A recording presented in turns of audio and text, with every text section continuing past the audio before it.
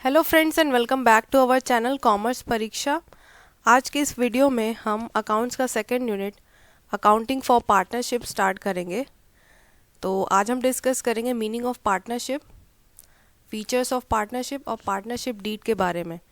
ठीक है, तो आइए फिर पार्टनरशिप हम किसको बोलते हैं। तो जैसा कि हम जानते हैं हमारे पास different forms of business organisation होते हैं, जैसे सोल प्रोप्राइटरशिप हो गया, कंपनीज हो गया, पार्टनरशिप हो गया। तो पार्टनरशिप भी उसमें से एक है।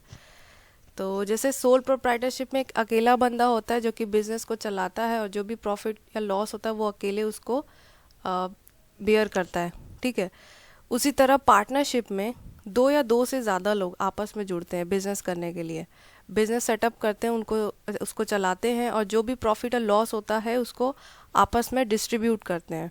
ठीक है, तो when two or more persons enter into an agreement for setting up a business to run it and share the profits and losses, it is known as partnership। ठीक है, तो पार्टनरशिप हम करते ही क्यों है? जैसे कोई अकेला बंदा अगर sole proprietorship form of business में है तो वो पार्टनरशिप में क्यों एंटर करना चाहेगा? तो इसका दो रीज़न होता है बड़ा। पहला ये कि एक अकेले बंदे के पास सफिशिएंट अमाउंट ऑफ मनी नहीं होता है कि वो अपने बिजनेस में लगा सके। ठीक है, एक अकेला पर्सन लगाएगा तो लिमिटेड कैपिटल होगा, और दो या दो से ज़्यादा लोग जुड़ जाएंगे तो कैपिटल क्या हो जाएगा हमारा, काफ़ी सारा। ठीक है, दूसरा रीज़न ये होता है कि एक पर्सन के पास ज़रूरी नहीं है कि हर तरीके की एक्सपर्टीज़ हो, हर तरीके की स्किल हो, और आज के कॉम्पिटिटिव वर्ल्ड में हमें ये चाहिए होता है कि हम हर चीज़ जानें। तो जैसे मान लीजिए कि हमें सामान को बनाना आता है बहुत अच्छे से, लेकिन हमें हमें उसको बेचना नहीं आता, हमारी जो मार्केटिंग स्किल है वो बहुत वीक है, तो हम किसी ऐसे बंदे को पकड़ेंगे जो कि मार्केटिंग में बहुत अच्छा है। ठीक है, तो जब हम उसके साथ जुड़ जाएंगे तो हमारी स्किल प्लस उसकी स्किल दोनों मिल करके क्या करेगी, हमारे बिजनेस को बेनिफिट करेगी। ठीक है, तो इस तरह से पार्टनरशिप जो है एक अच्छा अपॉर्चुनिटी हो सकता है आपके बिजनेस के लिए। आप अकेले अगर किसी बिजनेस को नहीं संभाल पा रहे हैं तो आप दो तीन लोगों को आप अपने साथ जोड़ सकते हैं। ठीक है, अब पार्टनरशिप फॉर्म ऑफ बिजनेस के कुछ फीचर्स होते हैं, जैसे कि आपका है कि टू और मोर पर्सन्स, कम से कम दो लोग होना चाहिए। ठीक है, एक अकेला बंदा अपने साथ तो पार्टनरशिप करेगा नहीं, तो कम से कम मिनिमम 2 पर्सन्स और maximum 50, as per companies act maximum आपके 50 पार्टनर्स होने चाहिए। देन है एग्रीमेंट, आपके जो पार्टनर्स हैं वो अग्री कर के आपके साथ जुड़े होंगे तो सही है, मतलब अपनी सहमति से आपके साथ जुड़े होना चाहिए। ऐसा नहीं कि किसी को आपने गन पॉइंट पे अपना पार्टनर बना लिया तो वो पार्टनरशिप अब नहीं होगा। ठीक है, एग्रीमेंट का मतलब अपनी खुशी से आपके साथ पार्टनरशिप में वो हों। तो ये है आपका। देन है आपका लॉफुल बिजनेस। लॉफुल बिजनेस का मतलब हो गया कि जो आप काम कर रहे हो वो लीगल होना चाहिए। अगर आप किसी के साथ जुड़ रहे हो स्मगलिंग करने के लिए या कोई इलीगल काम करने के लिए तो वो बिजनेस होगा ही नहीं, वो पार्टनरशिप भी नहीं हो सकता। ठीक है, तो लॉफुल लीगल बिजनेस एक्टिविटी होनी चाहिए आपकी। देन है म्यूचुअल एजेंसी। एजेंट किसको बोलते हैं? एजेंट वो व्यक्ति होता है जो आपके बिहाफ पे काम करेगा। ठीक है, तो पार्टनरशिप फॉर्म ऑफ बिजनेस में सारे पार्टनर्स एक दूसरे के एजेंट होते हैं। ठीक है, यानी एक पार्टनर बाकी सारे पार्टनर्स का भी एजेंट होगा और पूरे फर्म का भी एजेंट होगा।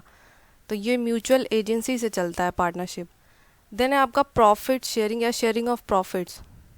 जब भी आप पार्टनरशिप करते हो तो आपका उद्देश्य होता है कि जो लाभ होगा बिजनेस का वो आपस में शेयर करोगे, और प्रॉफिट शेयरिंग मेन ऑब्जेक्टिव होता है। अगर कोई इंसान कुछ लोगों के साथ जुड़ रहा है किसी चैरिटेबल काम को करने के लिए, या कोई एनजीओ साथ में अगर आप किसी के साथ मिल के चला रहे हैं, तो वो आपका पार्टनरशिप फॉर्म ऑफ बिजनेस नहीं है, क्योंकि यहाँ पर आपका एम जो है वो प्रॉफिट शेयरिंग ना हो करके समाज सेवा है। ठीक है, तो समाज सेवा उद्देश्य नहीं होना चाहिए, शेयरिंग ऑफ प्रॉफिट्स आपका एम होना चाहिए, तब जाकर आपका बिजनेस जो है वो पार्टनरशिप कहलाएगा। ठीक है, देन है अनलिमिटेड लायबिलिटी। जो पार्टनर्स होते हैं उनकी लायबिलिटी अनलिमिटेड होती है, कैपिटल तक सीमित नहीं होगी उनके। यानी अगर कोई थर्ड पार्टी का लोन है बिजनेस के पास या डेट है, तो फिर उस केस में उसको पे ऑफ करने के लिए अगर आपके बिजनेस का असेट जो है वो इनसफिशिएंट हो जाता है, तो उस केस में जो पार्टनर्स हैं उनके पर्सनल असेट्स को भी यूटिलाइज किया जा सकता है डेट को पे ऑफ करने के लिए। इसलिए इसको बोलते हैं कि अनलिमिटेड लायबिलिटी। पार्टनर्स की लायबिलिटी उनके कैपिटल तक सीमित नहीं रहेगी, ठीक है। देन है आपका मैनेजमेंट एंड कंट्रोल। जितने भी पार्टनर्स हैं आपके, हर किसी पार्टनर का मैनेजमेंट में बराबर से पार्टिसिपेशन होगा और कंट्रोल भी बराबर से होगा। हर कोई डिसीजन मेकिंग में पार्ट लेगा। ऐसा नहीं है कि कोई एक पर्सन डिसीजन ले ले अपनी मर्ज़ी से और बोले कि हम यही चाहते हैं और यही सबको मानना पड़ेगा। तो कोई एक पार्टनर अपनी मर्ज़ी नहीं चला सकता। म्यूचुअल एग्रीमेंट या म्यूचुअल डिसीजन मेकिंग होती है, ठीक है। हर कोई बराबर से डिसीजन मेकिंग करता है, कोई इंसान किसी के ऊपर थोप नहीं सकता अपने डिसीजन को, ठीक है। तो ये ज़रूरी है पार्टनरशिप में। देन है रजिस्ट्रेशन। रजिस्ट्रेशन का मतलब ये है कि आप जो है अपने पार्टनरशिप फर्म को दर्ज करा लो, ठीक है। तो वो ज़रूरी नहीं है, ऑप्शनल है। यानी आप करा भी सकते हो रजिस्टर, और अगर आपका मन नहीं है तो नहीं भी कराओ। लेकिन बेटर होता है कि आप रजिस्टर करा लो, क्योंकि इन केस ऑफ डिस्प्यूट आप उसको कोर्ट में लेकर जा सकते हो, ठीक है। और अगर रजिस्टर्ड नहीं है आपका फर्म तो आपकी कोर्ट आपके बिज़नेस को मानेगी नहीं, ठीक है, कि आपका पार्टनरशिप है। तो प्रूफ के तौर पे ज़रूरी होता है कि आप रजिस्टर करो। देन आपके पास एक क्वेश्चन है जिसको एक MCQ है, which of the following is not a feature of partnership form of business.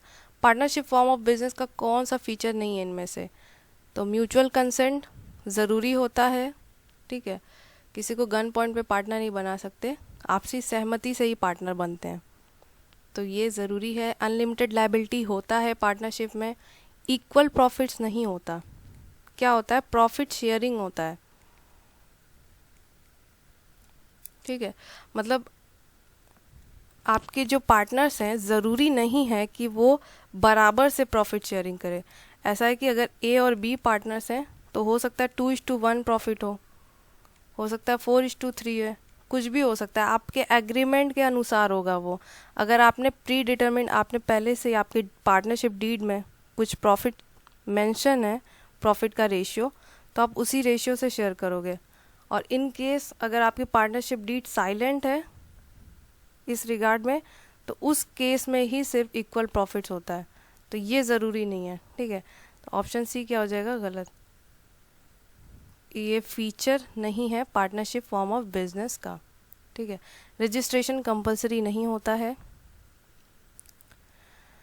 चलिए अब देखते हैं कि पार्टनरशिप डीड किसको बोलते हैं। पार्टनरशिप डीड क्या होता है? तो पार्टनरशिप डीड आपका वो डॉक्यूमेंट होता है जिसमें आपके सारे टर्म्स एंड कंडीशंस लिखे हुए होते हैं। तो आपका जो पार्टनरशिप का एग्रीमेंट होता है उसी को रिटन फॉर्म में जो पेपर होगा आपका, उसी को पार्टनरशिप डीड बोलोगे। और उसमें सारे टर्म्स एंड कंडीशंस लिखी हुई होती हैं कि आपका प्रॉफिट शेयरिंग रेशियो क्या होगा, आपके सारे पार्टनर्स का कैपिटल कितना है, किसी को सैलरी मिल रही है या कमीशन मिल रहा है तो कितना मिलेगा, ठीक है। नेम, एड्रेस वगैरह सारी चीज़ें लिखी हुई होती हैं, ठीक है। तो इसी को हम बोलते हैं पार्टनरशिप डीड। क्या क्या होता है पार्टनरशिप डीड में? पार्टनरशिप डीड में होता है name and address of all the partners. जितने भी पार्टनर्स हैं सबका नाम और उनका पता। फिर जो फर्म है उसका नाम और उसका पता। आपके बिज़नेस की प्रिंसिपल प्लेस क्या होगी, हेड ऑफिस क्या होगी आपके बिज़नेस की, कहाँ पे, और किस तरीके का बिज़नेस है, पार्टनरशिप स्टार्ट कब किया आपने, और बैंक अकाउंट्स कैसे ऑपरेट करोगे, है ना। कैपिटल, सारे पार्टनर्स, जितने भी पार्टनर्स हैं उन सब का कैपिटल कितना है, ठीक है। और इंटरेस्ट कितना प्रोवाइड किया जाएगा सबके कैपिटल पे, ड्राइंग पे कितना इंटरेस्ट चार्ज किया जाएगा। देन अगर किसी को सैलरी या कमीशन देनी है तो कितनी देनी है। फिर प्रॉफिट शेयरिंग रेशियो होगा, ठीक है। ये सारी चीज़ें आपके पार्टनरशिप डीड में, पार्टनरशिप एग्रीमेंट में मेंशन्ड होती हैं। नाउ एक क्वेश्चन है, why a partnership firm needs partnership deed. Partnership deed की ज़रूरत क्यों पड़ती है एक पार्टनरशिप फर्म को? तो पहला ऑप्शन है it acts as a proof in any dispute.